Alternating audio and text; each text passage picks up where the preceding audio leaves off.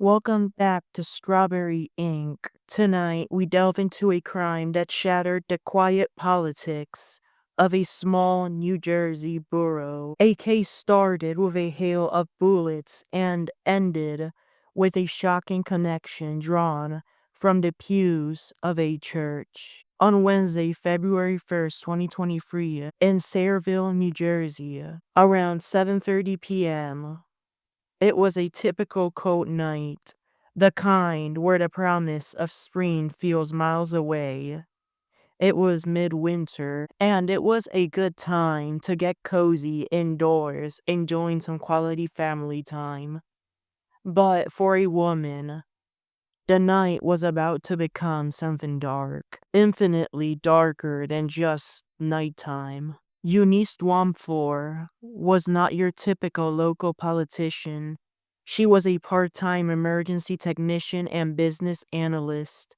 She was vibrant, devoted, single mother to a 12-year-old girl. She was also a woman of deep faith, serving as a pastor at an African Christian church in Newark, and a dictator in the Champions Royal Assembly, an international religious organization. In 2020, she ran as a Republican for the borough council and won an unexpected upset.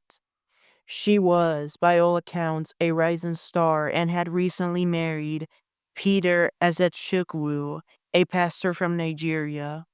On this particular night, Eunice was sitting in her SUV outside Sayerville townhouse, where she lived. There were lots of townhouses, but as she was a local politician, the most popular townhouse known was this one. Then the unimaginable happened. A torrent of gunfire, 15 shots fired, only one bullet missed.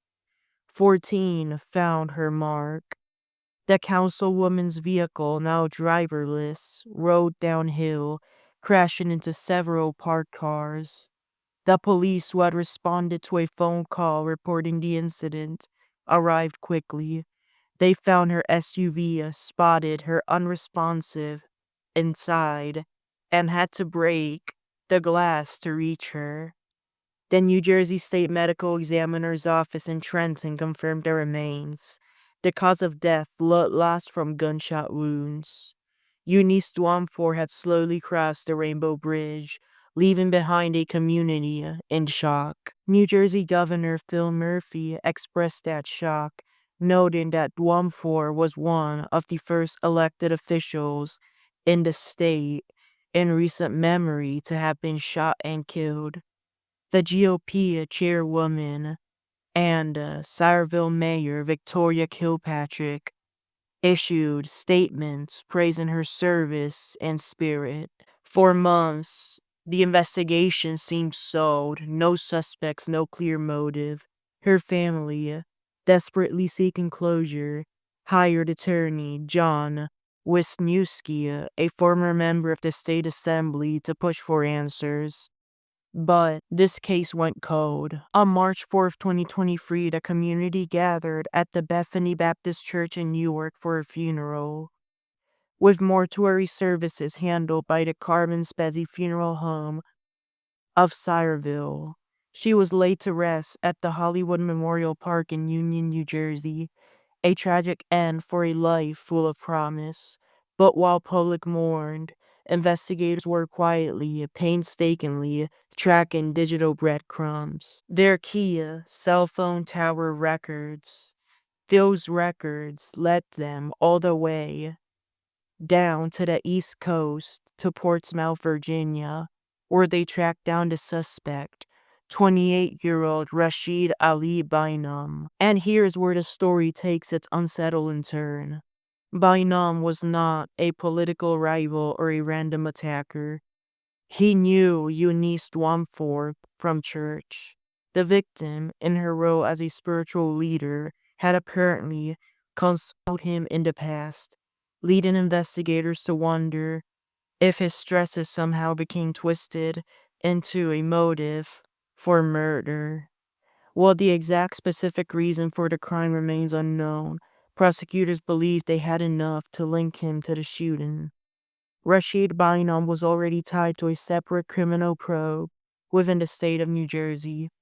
Prosecutors Kristen Pridgen and Tisvia Dollinger presented the probe to a grand jury at the Middlesex County Superior Court on the morning of May 30th, 2023. As Bynum was leaving for work, the FBI stopped him.